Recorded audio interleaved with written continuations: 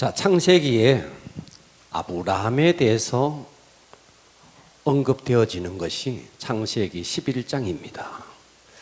창세기 11장에 아브라함에 대한 이야기가 처음 나오는데 어디에 있는 아브라함을 이야기하느냐 하면 하란에 있는 아브라함. 그런데 우리가 성경 전체를 봤을 때 특별히 사도행전에 보면 스데반이 역사를 쭉 나열하면서 설교를 해요. 그리고 스데반이 사도행전 7장에 순교를 당하는데 그때는 아브라함이 어디에 있었느냐 하면 갈대아 우르에 있었다고 증언하고 있습니다. 그래서 이 아브라함의 인생을 쭉 살펴보면 아브라함이 처음 살았던 곳이 어디냐 하면 갈대아 우르다라는 것을 알게 됩니다. 자, 인류가 지금 70억이 넘어가고 80억으로 달려가고 있습니다. 이런 인류의 절반, 이 절반이 기독교, 천주교, 이슬람교, 그리고 유대교, 이 네 가지 종교가 다 하나님을 자기들의 믿음의 조상으로 고백하고 받아들이고 있습니다.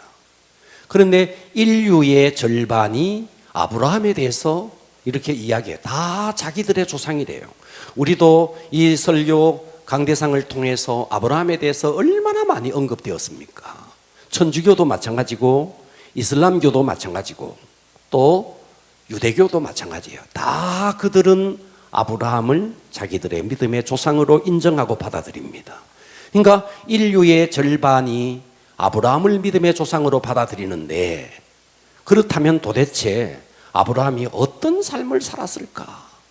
성경에서 오늘 좀 추적을 해볼 겁니다. 자, 사도행전 7장 1절에 보면 스데반의 설교예요. 스데반이 설교하면서 대제사장이 이르되 이것이 사실이냐? 자, 2절부터 스데반의 설교가 시작됩니다. 스데반이 이르되 여러분 부영들이여 들으소서 우리 조상 아브라함. 자, 아브라함의 이야기가 시작돼요. 하란에 있기 전, 자, 하란에 있기 전, 그러니까 하란에 있기 전 메소포타미아, 이 메소포타미아가 바로 갈대아 우르 지역입니다. 아멘. 아멘. 메소포타미아 지역에 있을 때에 아브라함에게 하나님이 나타났어요. 어떻게 나타났느냐? 영광의 하나님이 아브라함에게 보였다는 거예요. 할렐루야.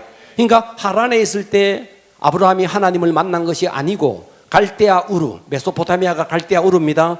거기에 있을 때 영광의 하나님이 아브라함에게 나타났다는 거예요.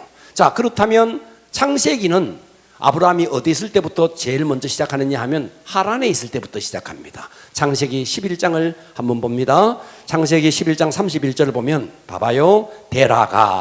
데라는 아브라함의 아버지입니다. 데라가 그의 아들 아브람.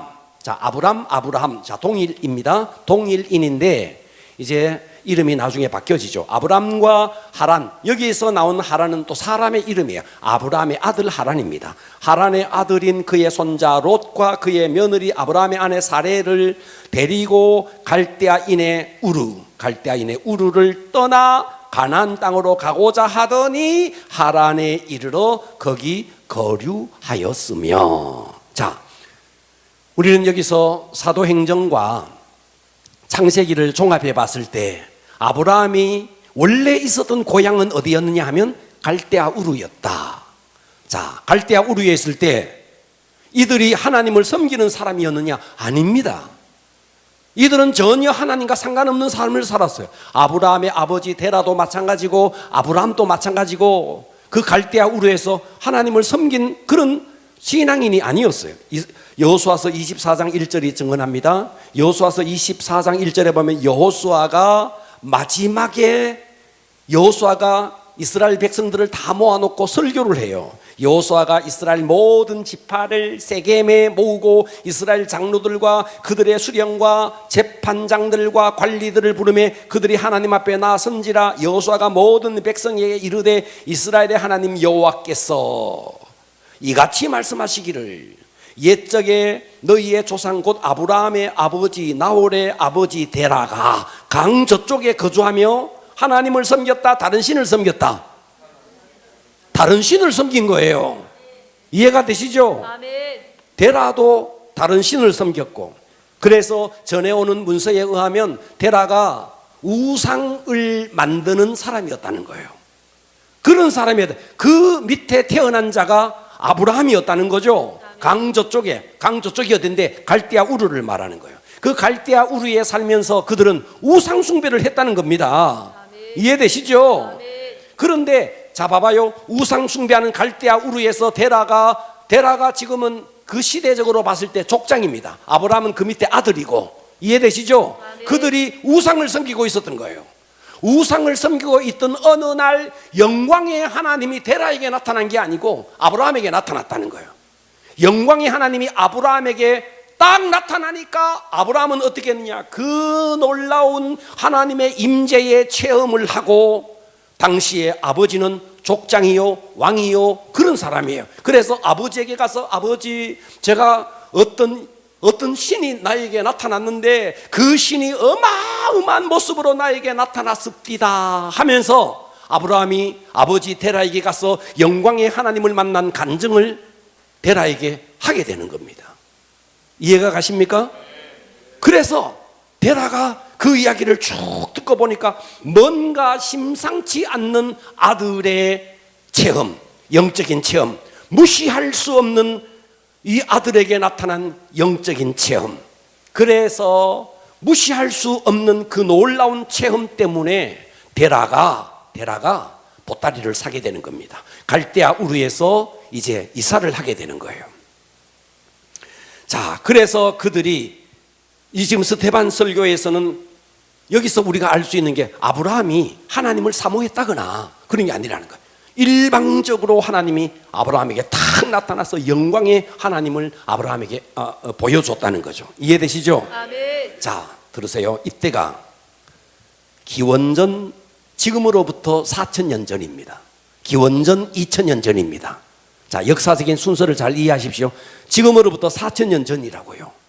아멘. 할렐루야. 아멘. 그러면 이때 갈대아 우르가 어느 정도의 도시였는가? 여러분, 성경은 어떤 신학자가 이런 이야기를 했습니다. 성경을 알면 성경을 모르는 것이다, 이렇게 이야기를 했어요. 저는 굉장히 공감이 갔습니다. 성경만 아는 것은 성경을 모르는 것이다. 무슨 말이냐? 성경은 당시의 문화, 당시의 역사적인 배경을 알지 못하면 성경을 모르는 거예요. 자, 18세기, 19세기만 가더라도 저 프랑스, 런던, 그리고 저 미국의 뉴욕, 이런 도시가 문화적으로 어느 정도 수준이었느냐 하면, 자, 18세기, 19세기는요 자동차가 없었습니다. 그러니까 그들의 교통수단은 뭐였느냐? 다 말이었습니다. 이해가 돼요? 다 말을 타고 다녔다고요. 그러니까 도로가 다 어떤 사람들이 어떻게 다녔느냐? 말을 타거나 아니면 말에다가 수레를 이어서 달리거나 그렇게 달렸다고요. 자동차가 없었습니다. 이해가 되시죠? 자, 그러니까 18세기, 19세기 이때의 교통수단은 다 말이었습니다. 그러면 그 거리는, 자, 조금 지저분한 이야기 하더라도 양해하세요. 거리는 말똥으로 충만했습니다. 네, 거리가 말똥으로 충만했습니다. 와, 여러분, 지금 이 시대도 몽골에 가보니까 거리에 소똥으로 충만하던데요. 정말 충만하던데요. 여러분, 인도 한번 가봐요. 인도 거리에 충만합니다. 그러니까 말똥만 충만한 것이 아니라 세균도 충만하고, 세균만 충만한 것이 아니라 쥐들도 충만한 거예요. 거리가 병균으로 충만한 거예요. 그래서 사람들은 말똥을 밟지 않기 위해서 어떻게 했느냐 하니까 하이힐을 신었습니다. 말똥을 안 밟으려고 하이힐. 그러니까 그들이 하이힐을 신은 게 지금은 다 멋으로 신어요. 과거는 멋으로 신었던 게 아닙니다. 밟더라도 자기에게 안 오게 해서, 그래서 신발을 높였던 겁니다. 그러니까 그 시대가 얼마나 하수도 시설이 없었어요. 상수도 시설이 없어요. 18세기, 19세기만 하더라도, 프랑스, 런던만 하더라도 그랬다고요. 그런데 역사의 문헌에 의하면 메소포타미아, 갈대아 우르는 이미 상하수도가 완비가 되어 있었다는 거예요. 그러니까 우리가 아브라함에 대해서 이야기하면, 아브라함은 유목민이다. 아니요, 아브라함은 유목민이 아닙니다. 아브라함은 원래 아주 발달된 도시 사람입니다. 그런데 그 갈대아 우르 도시에 살았던 이 아브라함에게 어느 날 하나님이, 영광의 하나님이 아브라함에게 딱 나타난 거예요. 그래서 그 영광의 모습을 아버지 데라, 족장이요 왕이었던 당신은 다 그랬습니다. 시대적인 시스템 자체가 그랬습니다. 그래서 데라에게 가서 그 간증을 하게 됩니다. 그래서 주도권을 누가 갖고 있느냐? 아브라함이 갖고 있는 게 아닙니다. 데라가 이 가정의 주도권을 가지고 갈대아 우르에서 어디로 가게 되는가? 저 목표는 가나안 땅이에요. 그런데 가는 길목이 어디냐면 하란이라는 곳, 저 유프라테스 강의 가장 상류 쪽 강을 건너기 전 오른쪽에, 거기가 하란이라는 땅이에요. 거기에서 가보니까 살기가 너무 좋은 거예요. 그래서 거기에서 터전을 삼고 살기 시작하는데 몇 년을 살았는지는 성경을 아무리 뒤져봐도 몇 년을 살았는지에 대해서는 정확한 문헌이 없습니다. 하지만 한 달, 두 달, 1년, 2년이 아닙니다. 오랜 세월 동안 하란에서 살고 거기에 주거지를 삼고 이미 생활 터전을 삼고 거기서 살고 있었던 겁니다. 할렐루야. 아멘. 그래서 창세기 27장에 한번 가봐요. 43절에 보면, 자, 이 이야기는 아브라함의 아들 이삭의 아들 중에서 야곱과 에서가 나옵니다. 맞아요? 아멘. 맞아요? 자, 야곱이 형의 장자권을 빼앗아서, 그래서 형의 분노를 사서 도망을 가게 되는 그때 이삭의 아내였던 야곱의 어머니였던 리브가가 하는 말이 이거예요. 내 아들아. 리브가가 그의 아들 야곱에게 하는 이야기예요.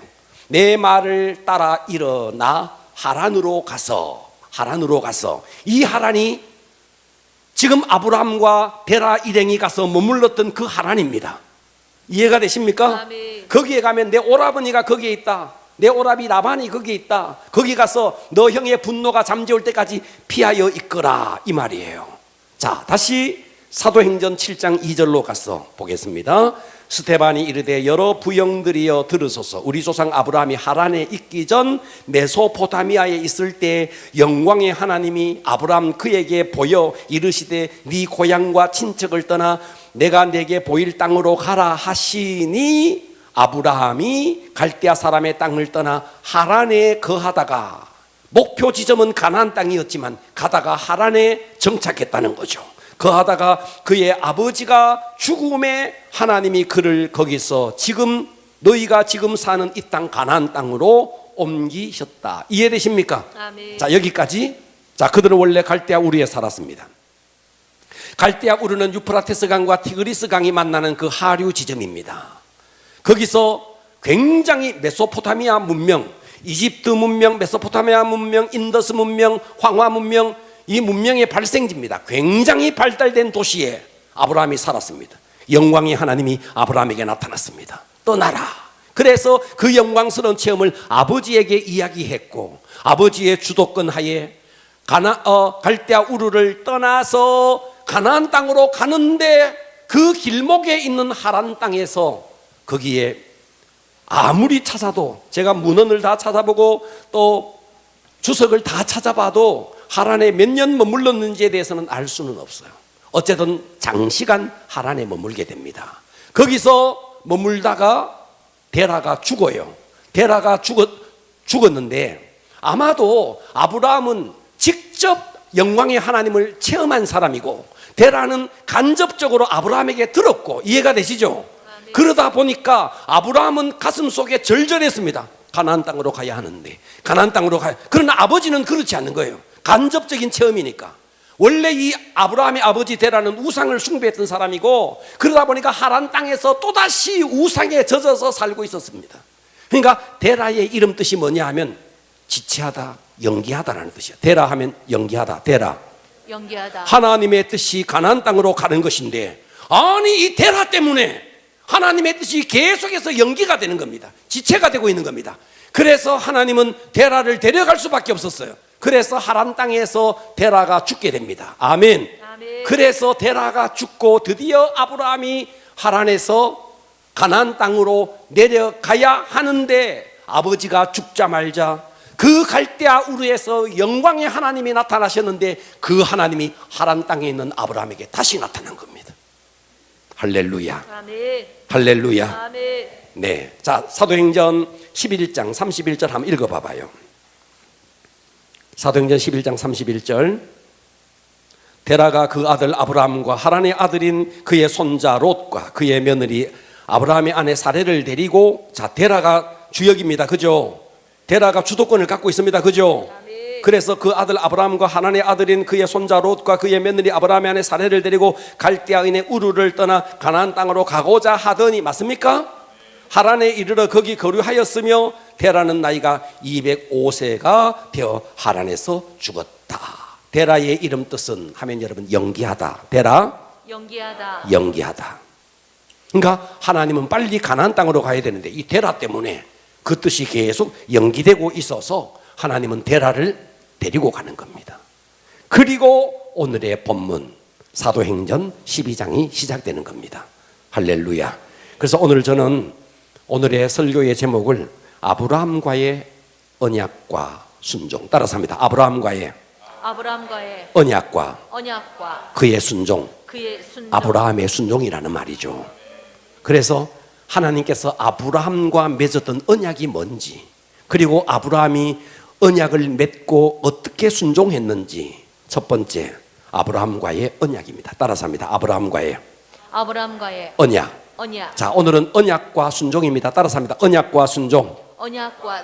네, 아브라함이, 하나님과 아브라함이 어떤 언약을 맺었고 아브라함이 그 언약에 어떻게 순종했는지 두 가지를 살펴보겠습니다. 할렐루야. 아멘. 자, 12장 1절 갑니다. 창세기 오늘 본문이었죠. 여호와께서 아브라함에게 이르시되, 이때는 하나님이 어디서 나타났느냐 하면 하란에 있는 아브라함에게 나타난 겁니다. 이해되시죠? 아멘. 네, 너는 너의 고향, 이 고향은 하란 땅이에요. 더 넓게는 갈대아 우르라고 생각해도 괜찮겠습니다. 너의 고향과 친척과 아버지의 집을, 여러분 따라서 하겠습니다. 떠나. 자, 첫 번째 동사가 나와요. 떠나라. 따라서 합니다. 떠나라. 네, 두 번째 나타난 겁니다. 갈대아 우르에서 영광의 하나님으로 나타났고 하란에 가서 계속해서 하나님의 뜻이 연기되고 지체되고 있는 그때에 하나님은 데라를 데려가시고, 아멘. 그리고 데라가 죽자 하나님이 두 번째 하란에 있는 아브라함에게 나타났다는 거예요. 자, 나타나서는 너는 너의 고향과 친척과 아버지 집을 떠나 내가 너에게 내게 보여줄 땅으로, 따라서 하겠습니다. 가라. 네, 가라 하는 거예요. 2절 보겠습니다. 그러면서 언약이 시작됩니다. 그 언약이 뭔데? 네가 떠나서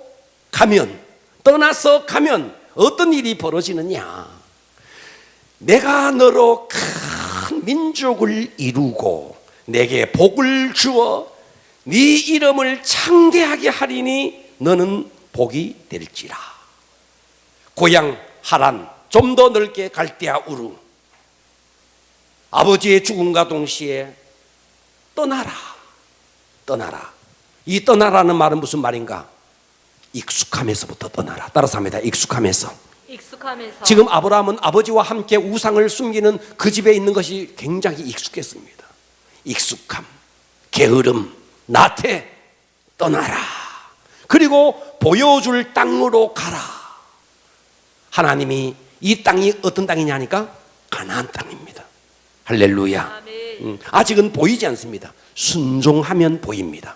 그래서 아브라함이 순종해서 가나안 땅으로 들어갔더니 눈을 들어 보아라, 동서남북을 보아라. 하나님께서 드디어 보여줍니다.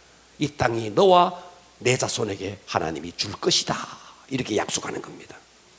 그리고 두 번째 뭐라 그래요? 자, 너로 큰 민족을 이루게 하겠다.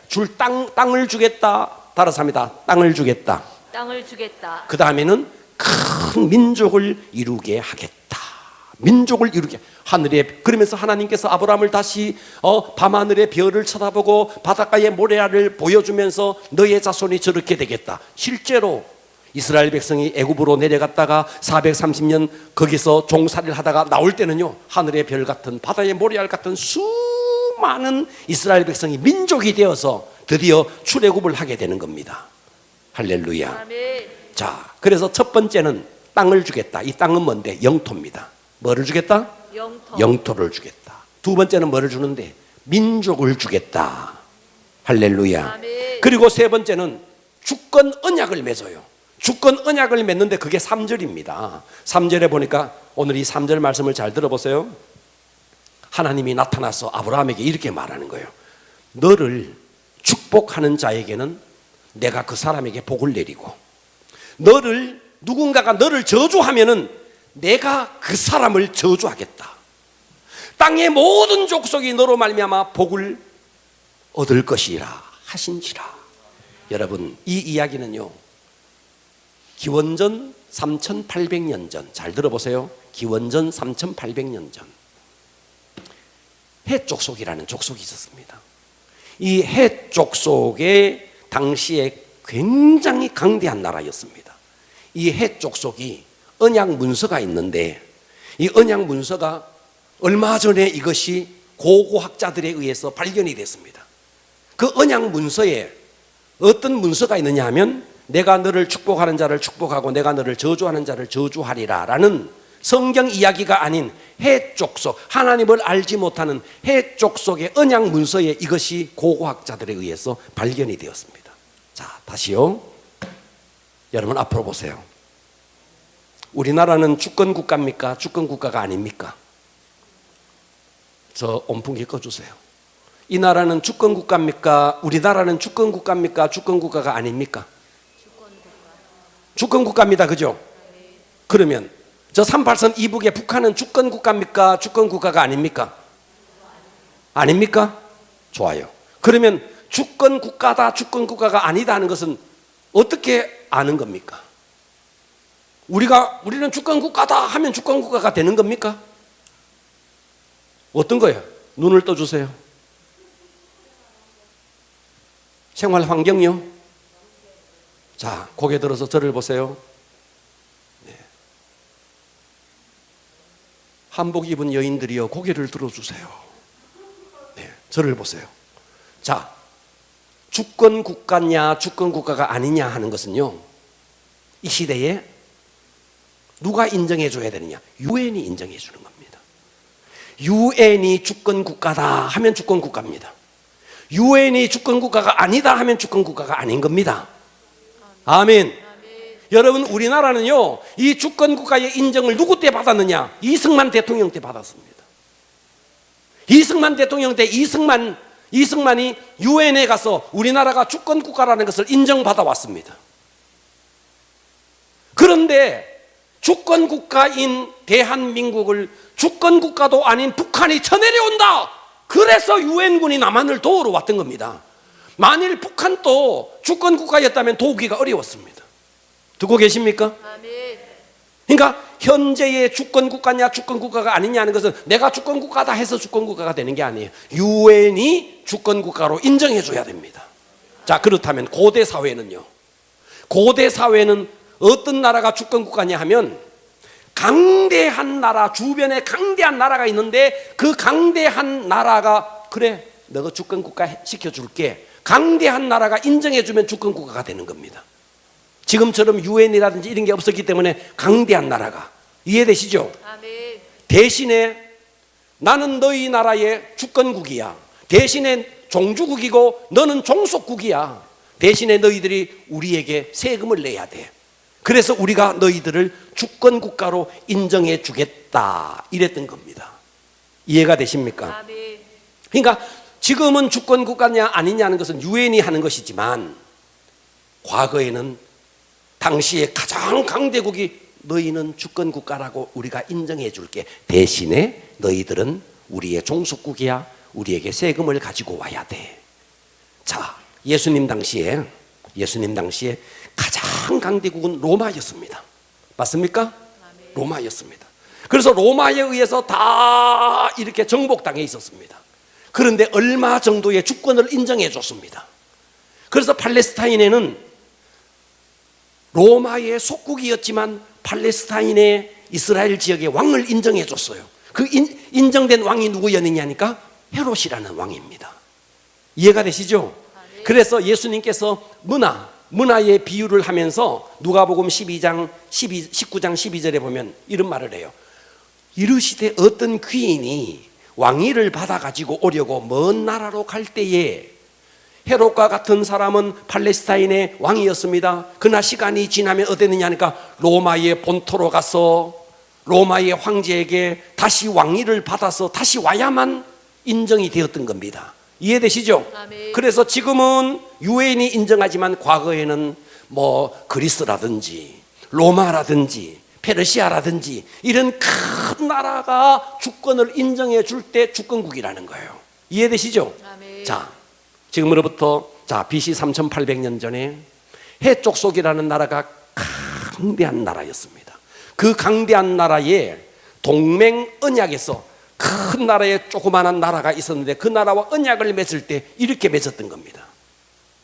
내가 해족속인 내가 우리나라가 너희 나라를 괴롭히는 자를 내가 괴롭혀 주겠다. 너희 나라를 축복하는 자를 내가 축복해 주겠다. 이 말입니다. 이 이야기가 3800년 전에 있었는데 지금 아브라함에게 이 이야기를 하고 있는 겁니다. 너를 공격하는 자를 내가 공격하겠다. 너를 축복하는 자를 내가 축복하겠다. 이것이 언약 체결이라는 겁니다. 아멘. 이해가 되십니까? 아멘. 예. 그래서 우리는요, 성경이라는 것이 그냥 성경만 안다고 되는 게 아니에요. 동시대의 문화와 비교, 대조하면서 성경만을 아는 것은 성경을 아는 게 아닙니다. 문화를 알아야 됩니다.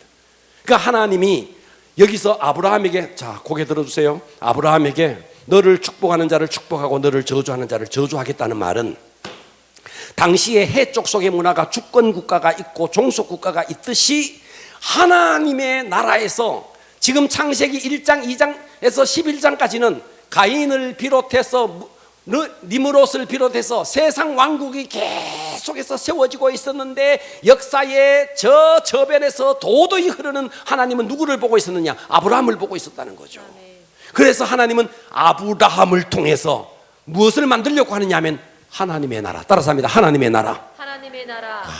하나님은 아브라함에게 하나님의 나라를 계획하고 있었던 겁니다. 세상 나라, 니므롯과 같은 나라인 세상 나라가 아닌 하나님의 나라를 아브라함을 통해서 이루고 싶었던 거죠. 아멘. 그러니까 아브라함이 가서 아브라함을 괴롭히면 하나님이 아브라함을 괴롭힌 자를 혼내주는 거죠. 그래서 아브라함이 애굽으로 갔네. 기근이 들어서 애굽으로 갔네. 그래서 마누라를 빼앗길 뻔했네. 아니, 빼앗길 뻔이 아니라 빼앗겼네. 진짜 매를 맞아야 될 사람은 아브라함인데 하나님은 아브라함을 손도 대지 않습니다. 누구를 꾸중하고 책망하느냐? 바로를 꾸중합니다. 나중에 아비멜렉도 마찬가지입니다. 거기서 자기 아내를 팔아먹고 아주 재산을 챙겨서 나오게 됩니다. 이것이 뭔데? 바로 내가 너를 축복하는 자를 축복해 주겠다. 내가 너를 저주하는 자를 저주해. 이 언약, 아브라함과의 언약이라는 거죠. 아멘. 할렐루야. 아멘. 네. 하나님은 아브라함에게 언약을 냈습니다. 네가 떠나라. 내가 보여줄 땅으로 가라. 그러면서 언약의 내용이 뭔데? 너를 축복하는 자를 내가 축복하겠다. 너를 저주하는 자를 내가 저주하겠다. 그러니까 아브라함이 가는 곳마다 승리의 역사가 있는 거죠. 아멘. 두 번째입니다. 두 번째는 아브라함의 순종입니다. 따라서 합니다. 아브라함의 순종. 아브라함의 순종. 4절을 보겠습니다. 이에 아브라함이 여호와의 말씀을 따라갔고, 뭐를 따라갔고? 말씀을 따라갔다. 롯도 그와 함께 갔으며 아브라함이 하란을 떠날 때 나이가 75세였더라. 우리는 여기서 75세 그러니까 와, 다 살았네. 다 살았네. 우리가 이렇게 생각하는데 창세기 25장 7절에 보면요, 아브라함의 향년이 175세라. 자, 그러면 아브라함이 아직도 절반도 못 살았습니다. 맞아요? 아멘. 맞아요? 아멘. 저는 절반 살았을 것 같은데 아브라함은 75세인데도 절반도 못 살았다고요. 그러니까 우리가 이 생각이 아브라함 75세 다 살았네. 아닙니다. 우리나라식으로 하면 30대 후반 정도 됩니다. 아직도 한창 밀대입니다. 이해되시죠? 아멘. 그런데 말씀을 따라갔다. 말씀이 완전히 아브라함을 드라이브하기 시작하는 겁니다. 그러니까 아브라함이 이 말씀을 따라갔다, 순종했다 이 말이에요. 할렐루야. 예. 아브라함은 돈을 따라간 게 아닙니다. 물질을 따라간 게 아닙니다. 뭐를 따라갔는데? 말씀을 따라 순종했다. 아멘. 할렐루야. 아멘. 네. 여러분, 좀 전에 말했던 것처럼 창세기 1장부터 11장은요, 세상 나라입니다. 세상 국가입니다. 가인의 나라, 니므롯의 나라, 세상 나라입니다.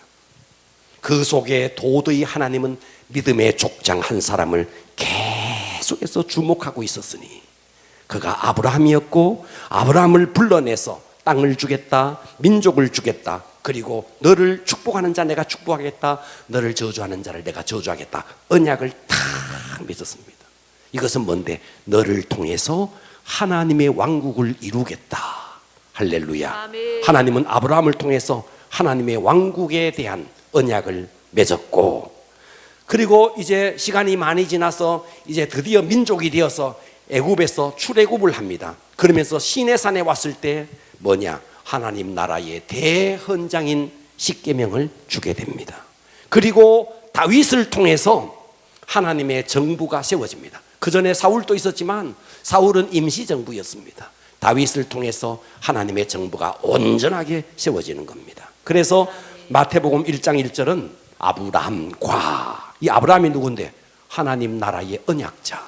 아멘. 아멘. 다윗의 자손, 다윗이 누군데? 하나님의 나라 정부를 세운 자.